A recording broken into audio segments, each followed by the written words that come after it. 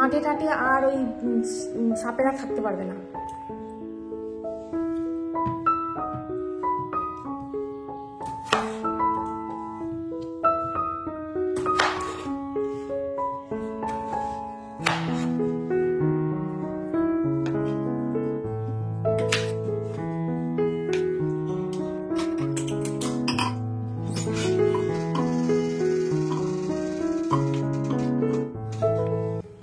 আমার যে নির্দিষ্ট কাজ, সব কাজ মোটামুটি হয়ে গেছে।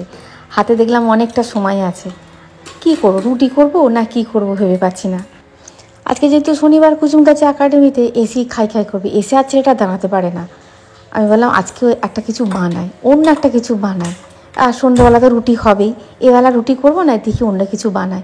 ওই দুধ দিয়ে সুজি করে রেখে দিল, ছেলেটা খেয়ে নেয়, খুব ভালোবাসে দুধ দিয়ে, মানে দুধটা খুব ঘন ঘন থাকতে হবে, তাহলে দুধ দিয়ে সুজি করে দিলেও খায়। আর মিষ্টি জিনিস আবার প্রভু খেতে চায় না, ওই জন্য নয়, দেখি এমন একটা জিনিস বানাবো যেটা বাপ বেটা দুজনকারেরই ভালো লাগবে আর আমরাও একটুখানি খেতে পারবো। এই জিনিসটা ভীষণ হেলদি আর ভীষণ সুন্দর খেতে হয়, একবার বানিয়ে দেখবে। এই যে সুজি নিলাম, ওই যে ছোট্ট বাটির আধ বাটি সুজি নিলাম, এতে নিলাম 2 চামচ ওটস, আর আলুগুলো সিদ্ধ করতে দিলাম, আলুগুলো থেকে একটা আলু এতে নিয়ে নিলাম, আর তাতে নিলাম 2 চামচ আটা, আর পরিমাণ মতন জল নেব। এতে তোমরা ছাতুও দিতে পারো, এতে তোমরা অনেক কিছু দেওয়া যায়, এর মধ্যে অনেক কিছু দেওয়া যায়, কিন্তু চাল গুঁড়োটা দেবে না। চাল গুঁড়োটা দিয়ে দেখেছি একদম খুব একটা ভালো হয় না খেতে। চাল গুঁড়ো বাদ দিয়ে যা তুমি দেবে, চাল গুঁড়ো দিয়ে একটা জিনিস করা যায়, সেটা অন্য রকমের জিনিস, সেটা একদিন তোমাদের সঙ্গে শেয়ার করব। আর এই যে ওটাকে একটুখানি ঘুরিয়ে নিলাম জল দিয়ে, আর এখানে একটা মশলা করে নিচ্ছি, জিরে, ধনে, জোয়ান, মৌরি, লঙ্কা। একদিন তোমরা জিজ্ঞাসা করেছিলে না ভাজা মশলা কী করো শ্রাবণী, ভাজা মশলা আমি এটাই করে রেখে দিই। এটা মুড়ি মাখাতেও দেওয়া যায়, তরকারিতেও দেওয়া যায়, আর এগুলো সব একই থাকবে। তার সঙ্গে তুমি যদি 5 ফোড়ন দিয়ে ভেজে রেখে দাও, তাহলে তুমি শুক্তোর মশলাতে আর শাকের মশলাতে সেই 5 ফোড়ন দেওয়া মশলাটা দিতে পারবে। একদিন জিজ্ঞাসা করেছিল ভাজা মশলাটা কী করলে, ওই যে ভাজা মশলাটা করে নিলাম, করে নিয়ে আলুগুলো সিদ্ধ করে রেখে দিয়েছিলাম, ওটা ছাড়িয়ে নিয়েছি। আর কুসুম চলেও এসেছে, ওটাকে মানে কুচিয়ে রেখে দিয়েছে, ওগুলোকে ছুরি করে করে খুব সুন্দর করে রেখেছে। আজকে তাড়াতাড়ি করেই চলে এসেছে, ঘুরঘুর করছে, হয়ে গেছে মা, হয়ে গেছে। আমি বলছি দাঁড়া, হয়ে গেছে, আর একটুখানি টাইম দিয়ে হয়ে গেছে, তাড়াতাড়ি করে। এগুলো খুব জলদি হয়ে যায়। তারপরে পেঁয়াজ কুচিয়ে নিয়েছি, পেঁয়াজ দিয়ে দিলাম, তারপরে একটা গাজর গ্রেট করে নিয়েছিলাম, গাজরটা দিয়ে দিলাম।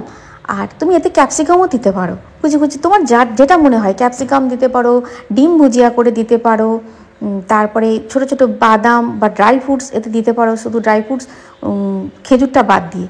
এতে ড্রাই ফ্রুটসও দেওয়া যায়। ম্যাগি মশলা দিতে পারো, যদি মশলা তুমি এই ভাজা মশলাটা না করে রাখো, তোমার হয়তো করতে ইচ্ছা হলো না, তাহলে ম্যাগি মশলাটা দিলেও ভালো লাগে এর সঙ্গে খেতে। আমি মশলাটা দরকার ছিল একটুখানি করে রাখার, মশলাটা করেও রাখলাম, আর ওই ব্যাটারটাতেও কিছুটা দেবো মশলা। তারপরে আলুগুলো এতে দিয়ে দিলাম।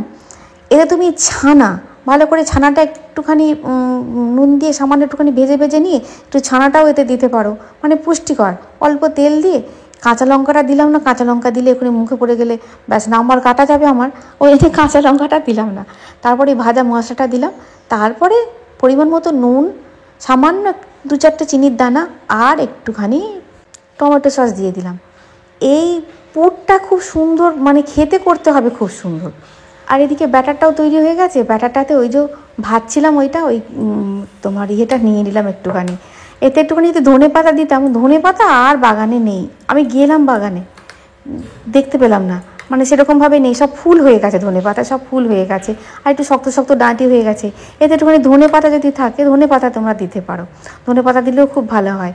ওই একটুখানি গাজর, গ্রেট করা গাজরই দিলাম, এতে গাজর একটুখানি ধনে পাতা দিলেও ভালো হয়, তবে গাজরটা খুব মিহি করে দেওয়া হবে, আর এবং খুব অল্প পরিমাণে দিতে হবে। আর ওই যে ভাজা মশলাটা দিয়ে দিলাম, পরিমাণ মতো একটুখানি নুন, পরিমাণ মতো 2-4টে চিনির দানা দিয়েছি ওতে, মানে টেস্ট করার জন্য, একটুখানি চেখে দেখতে হবে যে টেস্ট হয়েছে কিনা। ব্যাস, এই যে তেলটা ব্রাশ করে নিলাম, এইটুকুই তেল দেবো, আর একটুও তেল দেবো না। এখনকার ফোন হয়েছে, হরেক রকম খাবার দেখে ছেলেরা, আর বায়না করে এটা করে দাও, ওটা করে দাও, সেটা করে দাও। তুমি নাও করতে পারবে না, আমাদের সময় এসব ছিল না। না হয় ফেনা ভাত তুলে দিত, ঘি দিত, আলু ভাতে দিত, না হয় একটুখানি ডিমের অমলেট, না হয় একটা মাছ ভাজা খুব কম দিনই কপালে জুটত, কিন্তু ডিমের অমলেটটা বা বেগুন ভাজা করে দিত, ওই ফেনা ভাত। না হলে তোমার রুটি, আলু চচ্চড়ি এইগুলো হতো। ব্যাস, দেখেছো খুব তাড়াতাড়ি করে হয়ে যায়। আর সামান্য একটুখানি তেল অল্প একটুখানি দিলাম, কিন্তু না দিলেও হয়। তুমি যদি ভালো করে একটুখানি লো ফ্লেমে ভালো করে ওই ব্যাটারটাকে ভালো করে যে রুটির মতন যেটা করলাম সেটা যদি করে নেওয়া যায়, তাহলে আর তেল না দিলেও কোনো অসুবিধা নেই। তাও দিলাম একটুখানি তেলা তেলা, ওপরে একটুখানি অয়েলি অয়েলি, দেখতে ভালো লাগে। আর খেতে তো অবশ্যই তেল তোমার যেখানেই দেবে সেখানেই তোমার খেতে টেস্ট আলাদা রকম করে দেয়। এটাতে না মানে বলার অপেক্ষা রাখে না। ব্যাটারটা একটু মোটা হয়ে গেছিলো, আবার দেখো একটু জল দিয়েছি, জল দিয়ে একটু পাতলা করে নিলাম। তারপরে দেখো একদম স্মুথলি উঠে যাচ্ছে, খুব সুন্দর হয়। একবার বানিয়ে খেয়ে দেখবে, খুব তাড়াতাড়ি হয়ে যায়। আর বাড়িতে থাকা জিনিসগুলো দিয়েই হয়ে যায়। ওই ওটস দিতেই হবে তার কোনো মানে নেই, তুমি ছাতুও দিতে পারো, ওটস না দিলেও দিতে পারো। সুজি, আটা, ছাতু দিয়েও কিন্তু এটা খুব ভালো হয় এবং হেলদি খাবার এবং ভালোও হয়। আর লাস্ট শেষে আমি করছি, আমি যেহেতু অ্যানিমিক তোমরা জানো, হ্যাঁ, মাঝে মাঝেই একদম কি বলবো, রক্তশূন্য হয়ে যায় শরীর। এটা ওটা দিয়ে মোটামুটি রক্তটাকে ঠিকঠাক জায়গায় নিয়ে আসতে হয়। ওই জন্য ওই যে তোমার এই মুগ কলাই দেখে তোমাদের তো দেখিয়েছি, মুগ কলাই তোমার কড়াই একটুখানি নেড়ে নিয়ে ওটাকে একটুখানি পাউডার মতন করে রেখে দিয়েছি, একদম আটার মতন করে রেখে দিয়েছি। ওখান থেকে 2 চামচ দিলাম, বাকি মশলাটুকু দিয়ে দিলাম। এই যে দুটো হবে, এই দুটো আমি খাবো, ছোটো ছোটোই হবে, কিন্তু এই দুটো আমি খাবো। তোমার এই জায়গা থেকে নামছে না, আর ওরা কপাকপ খেতে আরম্ভ করে দিয়ে, সেটা তো ক্যামেরার বাইরে, তোমরা যদি দেখতে তোমরা হেসে মরে যেতে। আমি বললাম, বলছে আমাদের আবার দেখতে পাওয়া যাচ্ছে না তো, মানে তোরা তো বুঝতে পারছে না যে কোনখানটা দেখতে পাওয়া যাচ্ছে না, তোদের দেখতে পাওয়া যাচ্ছে না। ওই দেখো সব শেষ করে দিয়েছে, দেখেছো? আরও 4টে হয়েছিল, আমি যাক ওদের জন্যই তো করছি, খাক।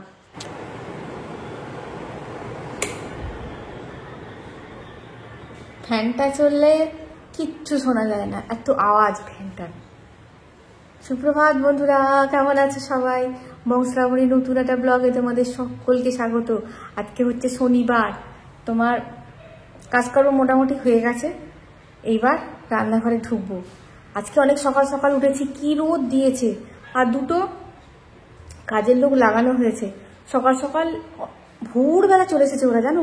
ওরা জানে যে বেলা হয়ে গেলে আমরা কাজ করতে পারবো না। 2টো মানে লোক লাগানো হয়েছে, বাগানটা একটু পরিষ্কার হবে। বাগানটা এবার তোমার ওটা কুপিয়ে কাপিয়ে দিয়ে যাবে ওরা। তোমার এই গরমের গাছগুলো বসাতে হবে।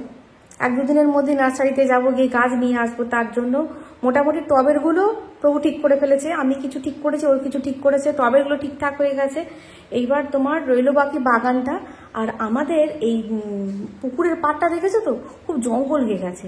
এই সময় জঙ্গলগুলো কেটে কুটে পরিষ্কার করে রাখতে হবে, আর ব্লিচিং দিতে হবে। এই সময় না, এই গরম পড়ছে তো, এইবার মানে কি বলবো, বিপজ্জনক। আমরা তো গ্রামে বাস করি, বিপজ্জনক অবস্থা। এই মাঠে টাটে আর ওই সাপেরা থাকতে পারবে না, প্রচণ্ড গরম হয়ে যাবে তো। ওরা এবার আস্তানা খুঁজবে। এই তোমার বাড়ির পাঁচিলের পাশ টিকতে ইটের ইট দেওয়া আছে, তার মধ্যে ঢুকে বসে থাকবে। ইটের গাদা করা আছে বা কোনো কাঠটার জড়ো করা হচ্ছে, তার মধ্যে ঢুকে বসে থাকবে, ওরা ঠান্ডা খুঁজবে। ওই জন্য হচ্ছে ওরা পরিষ্কার না করার মধ্যে ব্লিচিংটা দেওয়া যাচ্ছে না। ব্লিচিংটা দেবে, কার্বনিক অ্যাসিড না, ব্লিচিং দেবে। আর কেরোসিন, মাঝে মাঝে কেরোসিন যদি দেওয়া যায় আর ব্লিচিং দেওয়া গেলে ওই ছোট ছোট পিঁপড়েও আসতে পারে না, আর সাপখোপও আসতে পারে না। সব কাজগুলো হবে। ওরা ভোরবেলা চলে এসেছে, ওরা দেখেছে আর ঘুমটা ভেঙে গেছে। ওর নাম ধরে ধরে ডেকেছে আর ঘুম ভেঙে গেছে। তারপরে সারা দিচ্ছি, ভিতর থেকে আওয়াজ পাচ্ছে না, আবার ফোন করেছে, বলছে দাদা আমরা সব চলে এসেছি। তাহলে চলো, আজকে প্রচুর রোদ দিয়েছে সকাল থেকে। চলো, রোদ রোদ বললে আর গরম গরম বলে শুনবে না কেউ। আর চলো,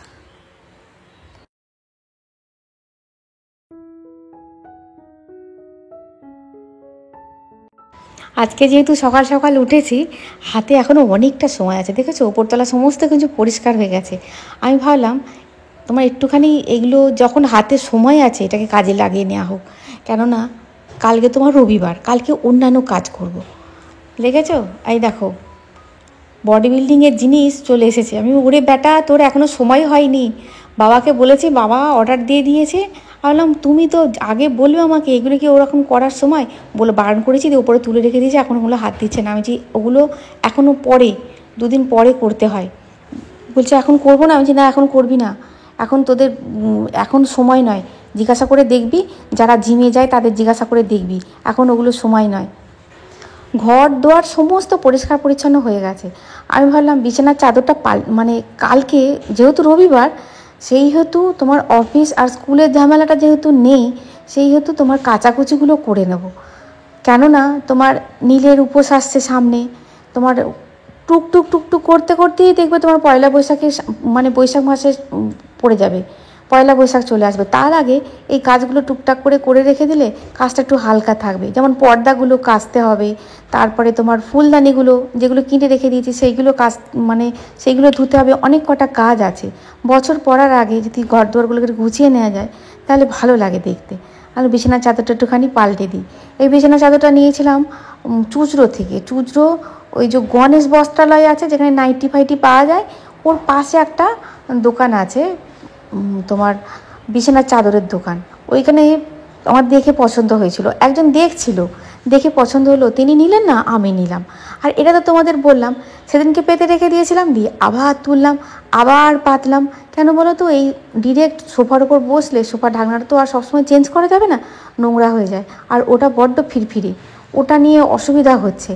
যতদিন না আমি সোফার মনোমতো একটা ঢাকনা আমি কিনতে পারছি, ততদিন পর্যন্ত একটা কিছু রাখতে হবে, একটা ওয়েট। এটা যেন ওয়েট দেওয়ার জিনিসটা।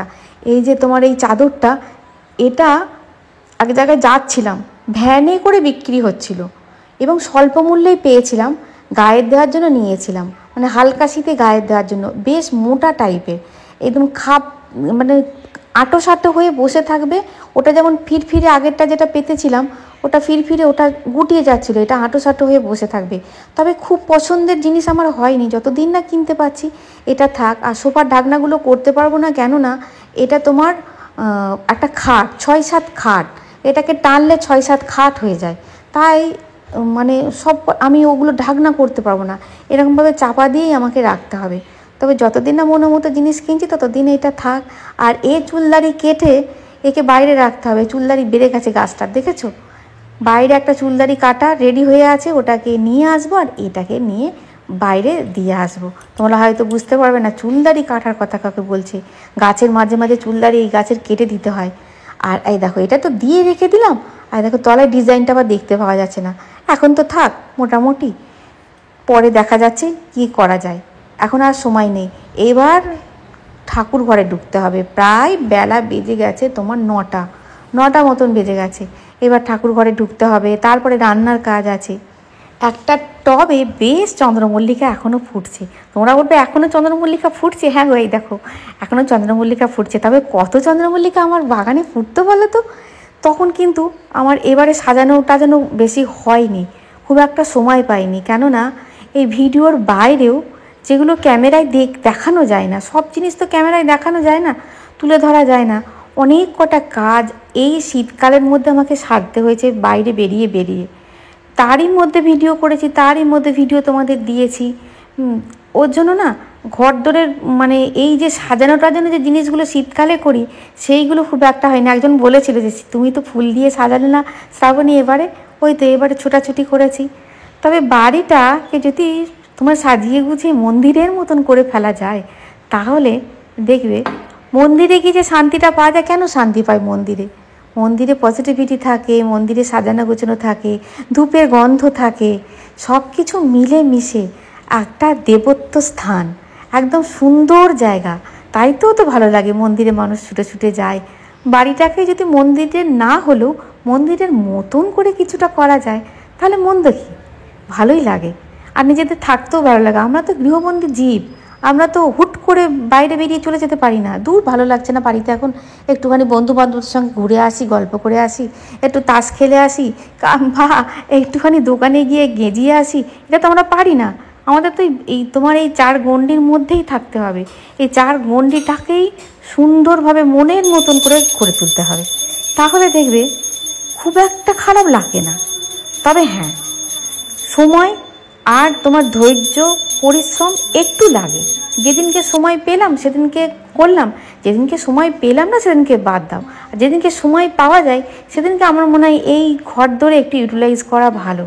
ঘরদোর যখন ঝকঝকে তকতকে সুন্দর থাকবে না, মনটাও দেখবে ফুরফুরে থাকবে, ভালো থাকবে তোমার। বাইরে থেকে যখন ঘুরে ঘাড়ে ক্লান্ত হয়ে ঘরের মধ্যে আসবে, তখন মনে হবে এই তো আমার স্বর্গ। সেটা তোমার বড় বাড়ি নাই হোক, নাই বড় বড় আসবাবপত্র থাকুক দামি দামি, যেটুকু আছে সেটুকুতেই সাজিয়ে গুছিয়ে রাখবো। সেটুকুই চোখের সামনে দেখতে পেলে সেটুকুই যেন মনে একটা শান্তি আসবে, একটা ঠান্ডা আমেজ দেবে যে এই তো সুন্দর জায়গা এসেছি। এর মতন সুন্দর জায়গা আছে? যার যেমনই বাড়ি হোক না কেন, যার যেমনই ঘর হোক না কেন, তার কাছে সেটাই তার স্বর্গ, ঠিক কি না? আমরা অবহেলা দিয়ে আমাদের জায়গাটাকে নরকও বানিয়ে ফেলতে পারি, আবার আমাদের পরিশ্রম দিয়ে জায়গাটাকে স্বর্গও বানিয়ে ফেলতে পারি। সবটুকুই আমাদের হাতে।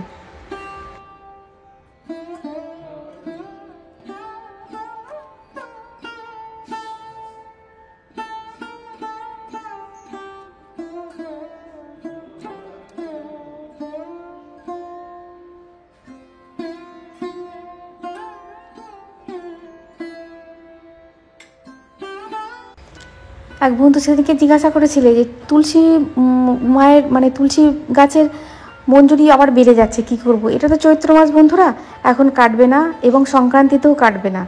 তোমার এই বৈশাখ মাসের 6-7 তারিখ করে দেখবে, যদি তোমার বৃহস্পতিবার বলো, তোমার এইগুলো বারগুলো দেখে, মঙ্গলবার, এইসব বারগুলো দেখে একটা দিন কেটে দেবে, আবার কাটবে, আবার দেখবে তুলসী গাছের নতুন পাতা মানে হচ্ছে।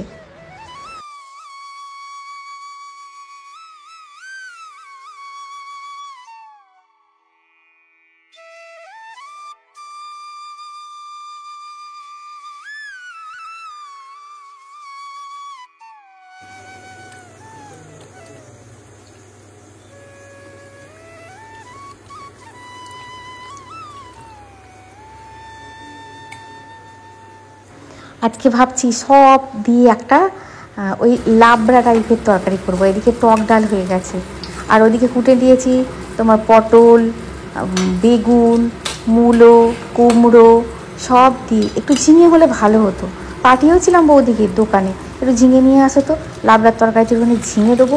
বৌদি বলছে 4-5টা দোকান ঘোরা হয়ে গেছে, বৌদি বলছে কোনো দোকানে ঝিঙে নেই।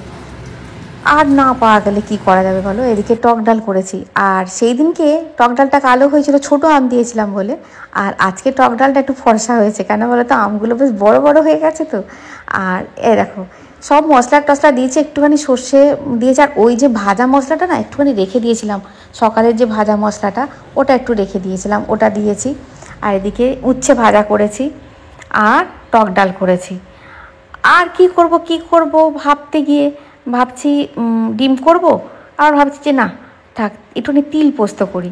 এই যে তোমরা তো জানোই 70% তিল দিই আর 30% পোস্ত দিই, কাঁচা লঙ্কা বেটে দিয়েছি, দেখতে একদম ভাজা ভাজা করবো। এইভাবে আজকে রান্না। বাপরে, মোটামুটি হয়ে গেল আজকে। এই তোমার আজকে কী বার? আজকে হচ্ছে শনিবার, আর তোমার সামনে রবিবার নাগাদ, এই রবিবারটা, কালকে রবিবার, পরের রবিবার মনে হচ্ছে নীলষষ্ঠী, পরের রবিবার, তার আগেই সমস্ত তোমার ঝাড়াঝুড়ি কাচাকুচি করে নিতে হবে। বছর পড়ছে, নতুন বছর বলে কথা। পর্দাগুলো মানে আগামীকাল পর্দাগুলোকে খুলবো, আর পর্দাগুলো যেহেতু ওই রিংগুলো দেওয়া থাকে, ওই মেশিনে আর দেওয়া যায় না, ওগুলো হাতে কেচে নেব। হালকা হালকাই আছে, ওগুলো সব কটা পারবো না। বৌদিকে বলেছি আমাতে তোমাতে দুজনে মিলে কেচে নেব পর্দাগুলো, মানে 2-4টে করে কেচে নিলে মোটামুটি কাজ, মোটামুটি বৈশাখ মাসের আগে মোটামুটি আমার ঘরদর পরিষ্কার পরিচ্ছন্ন হয়ে যাবে। হ্যাঁ, ফুলদানিগুলো আজকে নিয়েছিলাম, যে ফুলদানিগুলো আজকে শ্যাম্পু জলে ভিজিয়ে, ওই জন্য কিনতে দেয় না জানো, এই ফুলদানি টুলদানি যে না আমরা হামড়ি পরে কিনতে যাই, মেলায় বলো দোকানে গেলেই বলো যে ফুলদানি রেখে দেবো, দেখতে ফুলদানি থাকলে দেখতে সুন্দর লাগে, কিন্তু মেয়েদের খাটনি বাড়ে, কিন্তু কিছু করার নেই। এই তোমার একটা দিন যদি পরিষ্কার করে নেওয়া যায় ঝামেলা করে, তাহলে বেশ কদিন পরিষ্কার থাকে, কি বলো? আজকে অনেকে হয়তো বলবে তুমি তো রান্না করে দাঁড়িয়ে ঢং করলে না। আজকে কাজের চাপ ছিল, প্রচণ্ড পরিমাণে কাজের চাপ ছিল, ওই জন্য রান্না করে ঢংও করা হলো না, আর গানও শোনানো হলো না। কালকে দেখা যাক, কালকে যদি সময় পাই অবশ্যই ঢং করবো। অনেকে বলে রান্না করে ঢংটা দেখতে ভালো লাগে, ঢং মাঝে মাঝে করতে হয়। যখন তোমার দেখবে কাজের চাপে মানে কি বলবো, জীবন ভারাক্রান্ত, তারপরে চিন্তায় মাথা ভারাক্রান্ত, তখন নিজে নিজেই ঢং করতে হয়, কেউ শুনুক আর নাই শুনুক, নিজে নিজেই গান করো, নিজে নিজেই যেটুকু করো তোমার বাড়ির মধ্যে একটু একটু নিজে নিজে তোমার সৃজনশীল জিনিস যদি করতে পারো তাহলে দেবে হালকা হয়, মনের ভেতরটা হালকা হয়, বুঝলে? তাহলে ভিডিওটা এই পর্যন্ত দেখা হচ্ছে, নেক্সট ভিডিও খুব খুব খুব ভালো থাকবে, খুব সুস্থ থাকবে। আর আছি বন্ধুরা, টাটা।